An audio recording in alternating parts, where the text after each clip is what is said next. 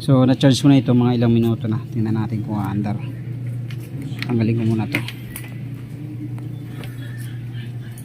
Umaandar naman siya pagka may charge eh. Kaya lang pag wala talaga.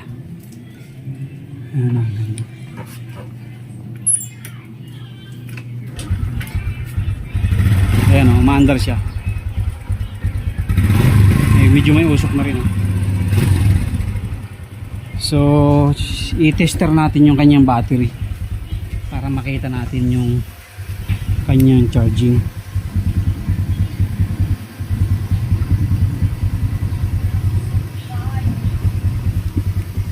Ayan, 11.8. Nagbi-blink na siya.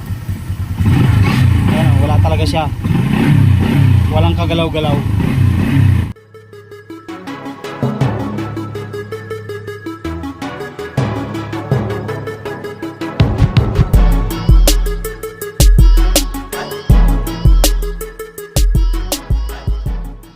Sa mga dito, ayan, at meron tayong kukuhaning motor dito sa kapitbahay.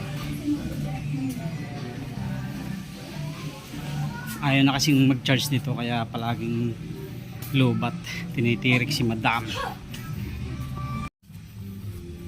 Ito, yan. RS125. Tapo!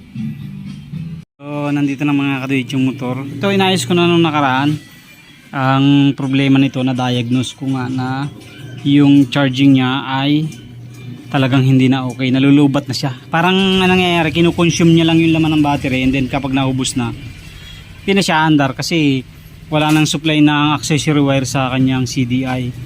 So chinarge ko lang to last week, tapos sinabi ko sa kanya na sa may-ari na kailangan magpalit ng charger o ng rectifier. Ngayon, once na hindi pa rin nag-okay ang charging, once na magpalit ng rectifier, ay ipo-full wave. So ngayon nga, pinuntahan ulit tayo dito kasi kapitbahay ko lang naman, dun lang sa taas. Tras! Sagad mo pa.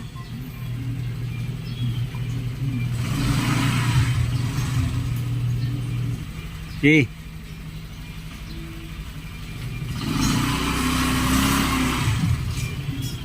Yung tropa natin nagpa-change oil. Hey there. Subscribe to my channel. Okay. And also press this bell icon. Press pa.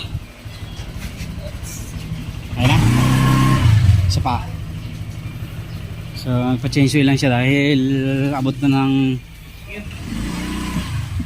ingat. Thank you. Honda Click. So ngayon, ang sabi ko sa kanya, tayo niya, tinawagan niya tayo at dinala dito para ipa-check. So ngayon magpapalit tayo ng rectifier muna. Ayan. Check muna natin kung okay. Ito. Palit muna tayo ng rectifier, tapos pagka nakuha natin dito, ito lang ang papalitan natin. Pero kung hindi siya magcha-charge, once na napalitan natin, hindi pa rin nagcha-charge ng ayos. So ipo-full wave na natin. Na-inform naman na natin sila na pag hindi nagkari ay ipo-full wave natin. Ayan. So china-charge ko muna para masubukan natin paandarin, tapos makita natin kung okay yung andar nya bago natin galawin. So na-charge ko na ito mga ilang minuto na. Tingnan natin kung aandar. Tanggalin ko muna to. Umaandar naman siya pagka may charge eh. Kaya lang pag wala talaga.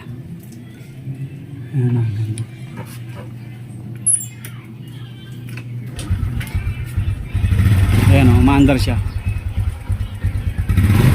Medyo may usok na rin. So i-tester natin yung kanyang battery para makita natin yung kanyang charging.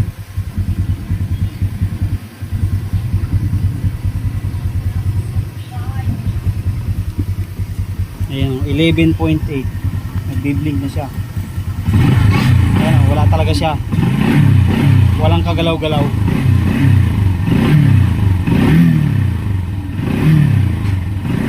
Ang nangyayari, inuubos niya lang yung karga, tapos pag nalubat na, wala na. So gagawin natin, palit charger tayo muna, tapos titestingin natin kapag hindi pa rin umaangat. So may problema na ang kanyang charging coil. So ang gagawin natin, magpo-full wave tayo, magpapalit tayo ng full wave na charger. Okay, so yan. Kung mapapansin nyo, 11.7.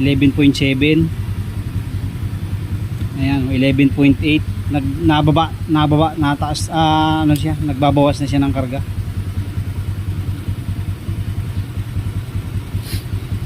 Ayan. Oh, 11.6 na lang. So meaning nauubusan na siya ng karga.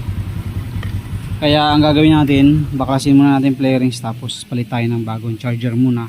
Testing muna bago tayo mag-proceed sa kanyang full wave kung talagang hindi magkakari. Para hindi din naman magastusan ng malaki yung may-ari. Baka kaya pa sa palit charger lang yan. Okay? So, ito na mga kadit yung kanyang charger. Oh, grabe na oh.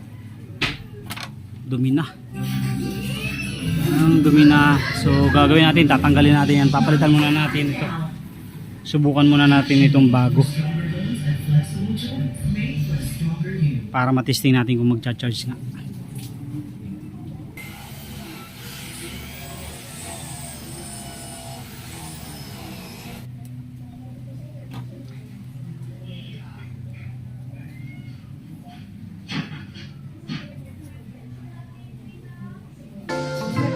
Hindi na rin siya stock mga kadoy.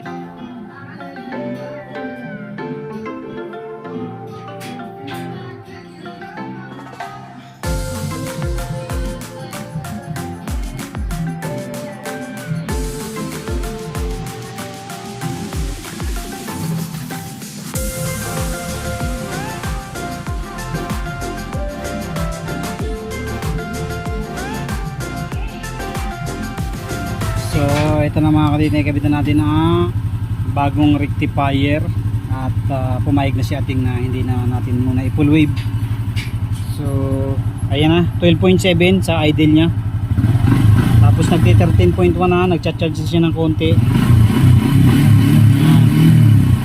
13.2. So ibig sabihin okay na yung kanyang charging.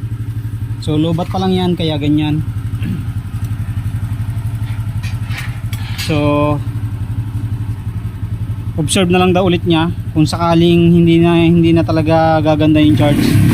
Pero I think aakit pa yan basta na full charge yan. Ayan, 13.2 na oh. Kanina 12.5 lang yan. Tapos 11.5 pagka doon sa isang ano. So okay na. Dadalhin na natin to kay ating. Ikakabit ko na lang yung mga dapat ikabit at ayos na yan. So TTGR brand yung ating pinalit na rectifier. So ito na mga katuit, isasahuli na natin sa may-ari. Ayan. So tapos na tayo. Sauli na natin doon. Deliver na natin kasi kinuha din natin doon eh.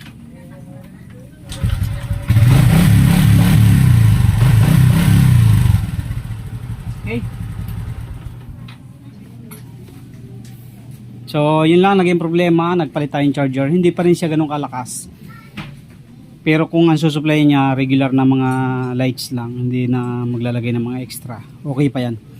Pero pag naglagay ng mini driving hindi nakakayanin. Kaya sabi ko sa kanya, sabi naman niya sa akin, i-observe na lang daw ulit. Tapos pag kung sakaling hindi malulubat ulit, saka na lang daw niya ipapa-full wave. So hiningi naman natin yung opinion niya ng may-ari kung gusto niyang i-full wave or palit charger lang muna. So since nagcha-charge naman siya, 13.1 volts na yung kanyang maximum kanina, lowbat pa yung battery niya.